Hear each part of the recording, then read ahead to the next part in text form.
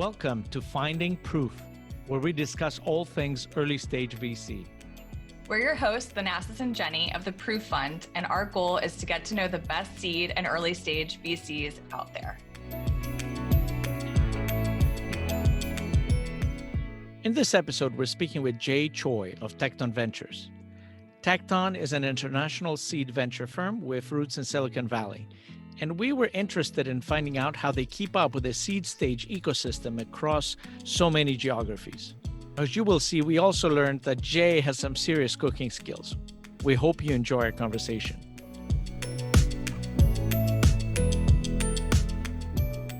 Jai, thanks for joining us today. Can you tell us a little bit about Tekton Ventures? And I know you have a role with Partech as well. Just give us a little background on your relationship there. Sure. I started Tekton about 10 years ago. So my background itself is I've been an early stage investor in Silicon Valley and also an investor in the last 15 plus years. I joined Partech end of 2006. Partech is actually an early stage fund. It's been around for about 40 years. There's a long history.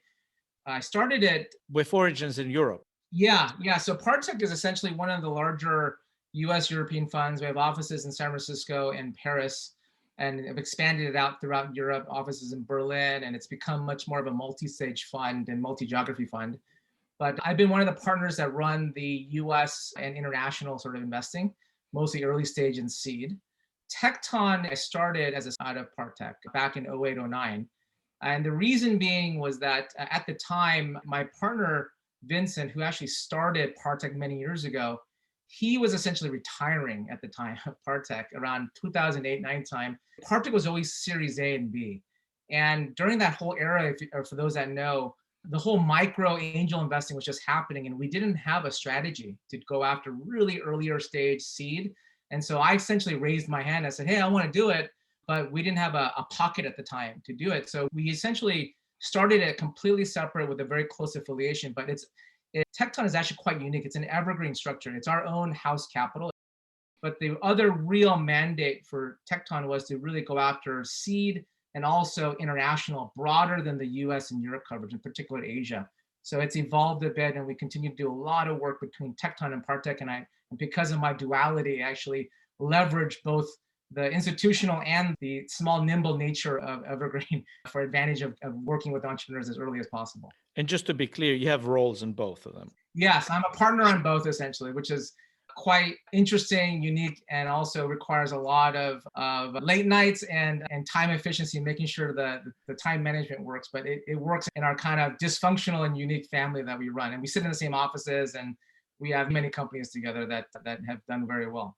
What's been the driving force for you behind that global focus that you've had, particularly with Tekton? Yeah, it's interesting because the way that I would tell you, I'm not going to come to you and say that I'm this thematic investor. Clearly, we're not in many ways. We're very bottoms up. I think the way that I describe our strategy, it's been an evolutionary model, and it's been very organic. We frankly started Tekton as an experiment, to be honest with you. Yeah. And through that fortunate experiment, one of our first investments happened to be in Korea. Mm-hmm. And just to give you my personal background, I actually was born in Korea. I have extended family there. I go to Asia quite often. And even before starting Partech, I spent 6 years going back and forth throughout Asia in a previous fund that did a lot of US, Japan work. So I've lived abroad many years. And I think the thing that happened of how really Tekton and my international activities happened were just because of a problem that we saw. We said, hey, look, we see all these amazing entrepreneurs in US and Europe and other markets that we back. And so there's these other ecosystems, in particular Asia, that are in some ways underrepresented. And we wanted to be a part of that, and myself personally and professionally. And so one of our first investments that we made in the seed 10 years ago was Coupang, which is at the time there was about 300 of these daily e-commerce, social commerce companies.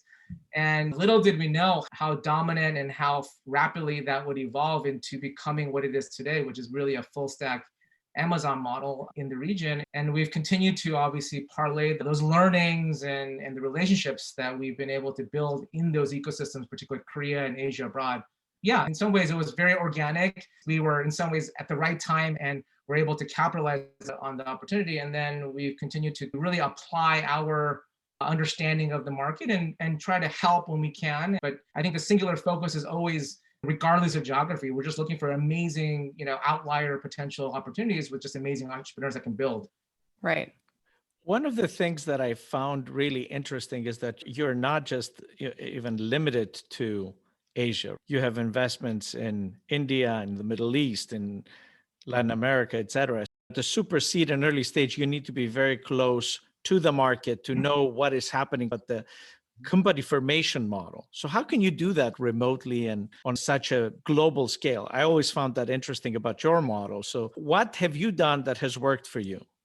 Yeah, I think, Dennis, we share this as we've been getting to know each other over the years and we've worked together, is that when we started Tekton, and also given the global model of Tekton and Partech, we stayed close to what our DNA is, which is we look for just amazing entrepreneurs taking Silicon Valley discipline, but applying it in other geographies and domains. And although we don't have direct offices today in particular places like China or Korea or Southeast Asia, we know what is considered success. And so we applied that in our relationships and we said, look, how do we go into a market that we are not currently in? And it was just, frankly, just basic things like working closely with notable groups that we trusted, and we developed relationships with other venture funds that we knew and we trusted. And so the model that we take, frankly, is that we have our core homegrown markets that we continue to invest directly, whether that be US or throughout Europe. And we can either lead or participate as part of a syndicate. And then when it comes to markets where we don't have a physical presence, we have developed very long-standing partnerships with other emerging managers in these specific geographies. And what we actually do is we have a separate kind of entity that makes strategic LP investments when they're relevant, even though that's not the requirement. And the main goal is to really build relationships with those managers, to be able to share information, deal flow, anything that could be helpful for those managers and the entrepreneurs that we work with. And over the last 10 years, that network has compounded of probably 30 to 40 different managers around the world. And how do you leverage that extensive global network? I think it's a couple of things. I probably have several calls a week, having regular sync ups of what trends are you seeing, what trends are we seeing, what companies are insightful, and providing some best practices and a collaborative sort of environment for that exchange. In some ways, that's very different, I think, how venture is a super competitive industry, obviously, in specific geographies. We're in many ways very complementary to other ecosystems out there, like throughout Asia. And we're probably one of the few people that are either crazy enough to be able to invest so early, particularly at seed stage, in these geographies we're not locally domiciled in. So in some ways, the local groups and entrepreneurs actually invite us because we add a very different dimension. But fundamentally, to answer your question, I think it comes back down to we leverage it because we get access to things that we probably shouldn't get access to. Definitely. That's a really thoughtful strategy. That makes sense, right? Because you can't be spread out too thin. And so you need to have kind of this network. What are some of the trends or peculiarities that you may have seen overseas that you don't see here?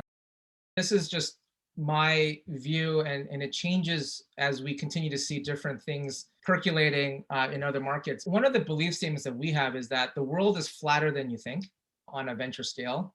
Great entrepreneurs are global. It's not just Silicon Valley anymore. There are the opportunities from the US that are copied and adapted.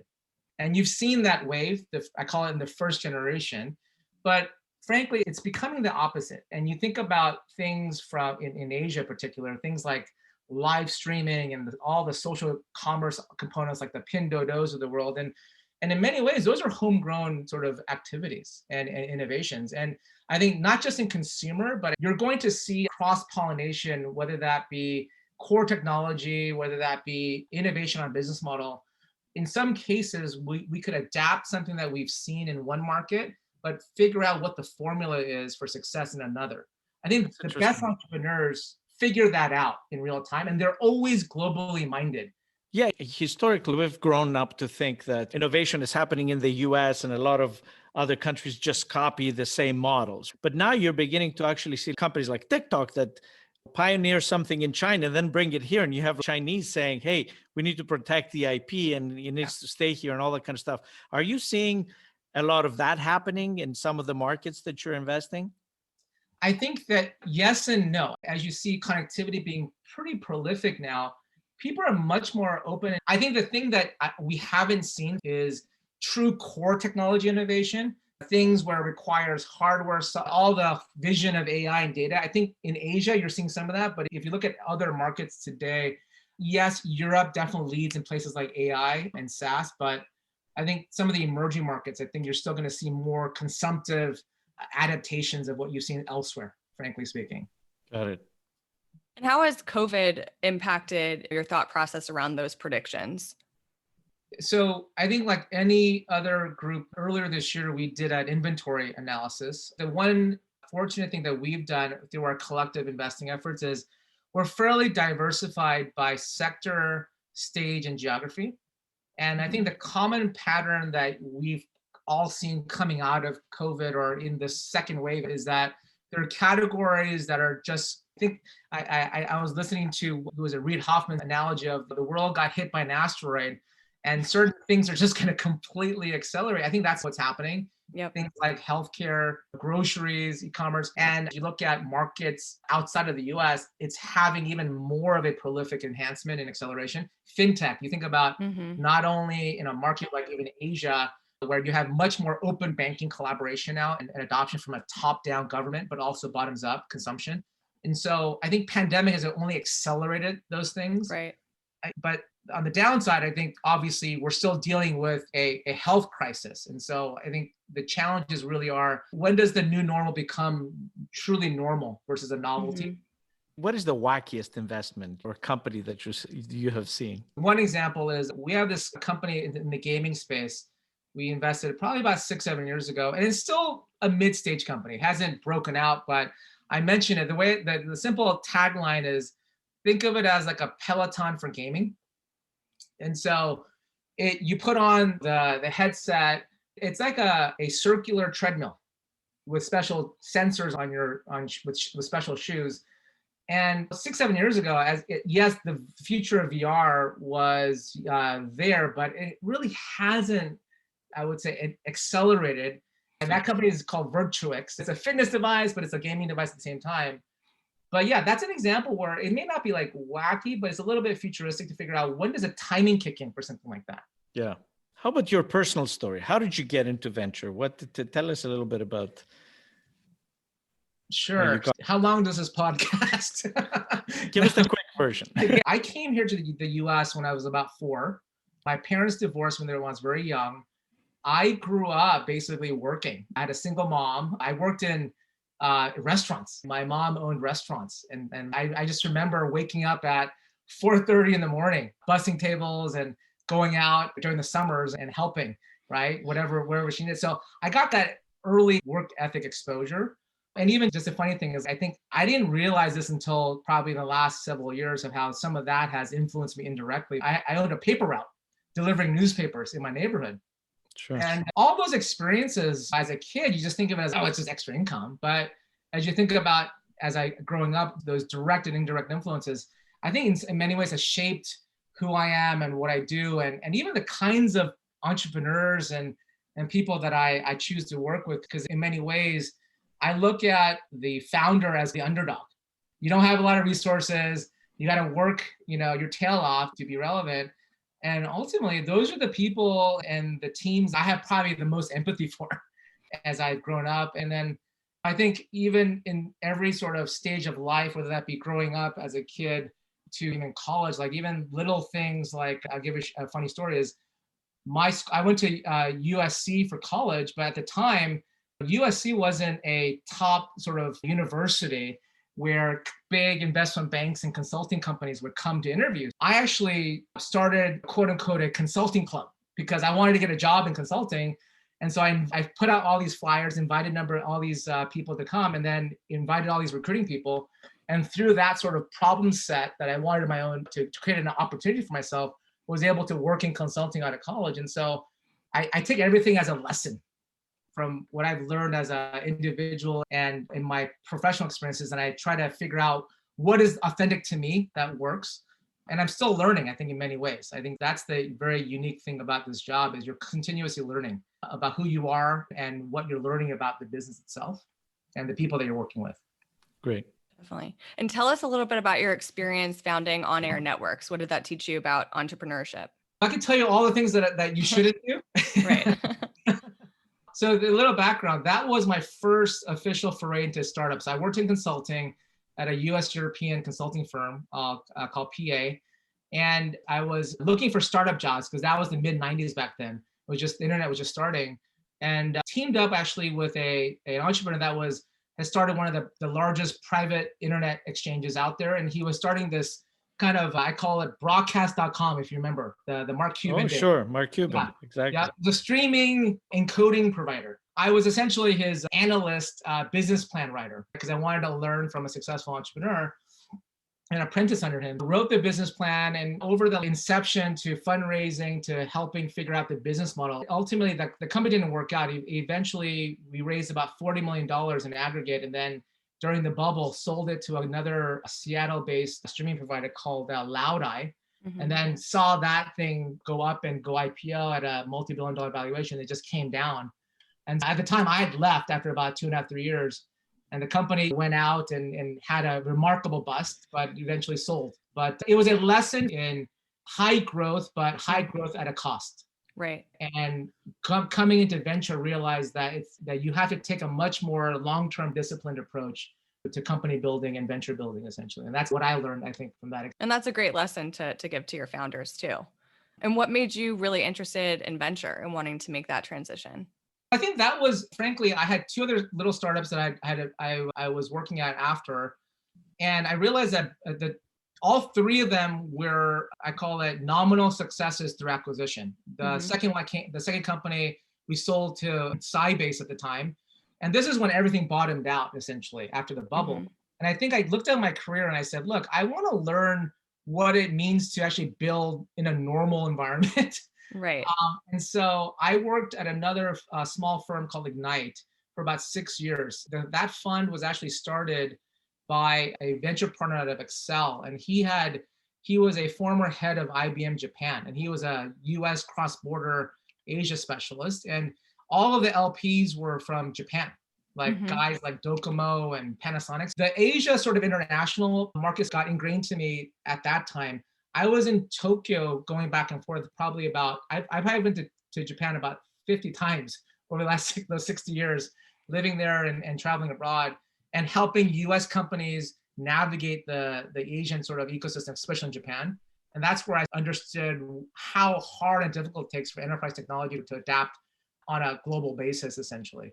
And so that was in many ways my impetus of trying to, again, solve a problem for myself, because I felt I was missing a lot of components of the full life cycle of how do you get a profitable, scalable, sustainable business to bear. Tell us about a company that we haven't heard about that you're particularly excited about in your portfolio right now. So one of the companies that is doing some pretty exciting things is called Toss. It's one of the fastest growing financial service providers, essentially digital banks in Korea. The company, just to give you some context, it started off about 6 years ago as a money transfer app. So very equivalent to what like in Venmo and the Revoluts of the world. It became profitable on that business alone, and they added other financial products. So think of them today now as one of the fastest growing financial super apps in the country. And for those that don't know about Korea, the one thing about Korea is that even though it's a very homogeneous, tight, quantified sort of population of about 60 million people, many people don't realize that it's one of the top 2 or 3 financial markets in the world. This company, think of them as they evolve the business to becoming, many people know about successes of Robinhood and Chime. This is going to be almost a conglomerate of all those applications on top of one platform. And so the company just closed about a sub $170, $80 million financing a few months ago and is rapidly ramping up. Those are the companies that we get excited about super early, because we already see the trend happening in markets like US and Europe, and we're trying to find those in some of these more nascent markets. that are rapidly evolving. Hopefully, you'll be hearing more about the company in the coming months as they ramp up. So I'm going to ask a super random question and call you out a little bit on your last tweet where you said, fact, every food establishment is now a modern day cloud kitchen. Hashtag adapt or die. Can you elaborate? Can you elaborate? Wow. I did some recon. Yeah. Can you Sure. elaborate a little bit on that? You're putting me on the spot. So I totally am. This is probably a personal passion and a professional interest. So personally, if you ask me, I'm a wannabe aspiring chef. If you ask my family, even in my professional life, I think I've backed probably about a half a dozen different food related businesses. And I've continued to track the innovation of food, whether that be direct to consumer, direct to business, various marketplace models. And you think about the time, what's going on today, it's extremely unprecedented. I think the one thing that as COVID has done is really allowed a much more advanced understanding, not only the tools to innovate, but I really do believe it's an adapt or die mentality for whether they be small business restaurant proprietors to the franchises. I think that technology has to be at the forefront of their business. They can't think of themselves just as a food business. And you think about the cloud kitchen concept is just scratching the surface because every major small business, you think about the revenues and the impact it's had because of COVID, and the ones that truly adapted their businesses are usually the ones that really have adopted technology at the forefront. And I think that trend is not going to be a trend. I think it's just going to be a lasting sort of behavior. And even as a consumer, there are more efficiencies to bear because smaller SMEs are more willing to adopt the practices and the processes into place. Right. It's great for the overall society just to have more ability to have choice and efficiency. That's the origin behind it. But outside of that, my personal interests are always looking for the next great food business to either to riff on to or to reinvent the menu for.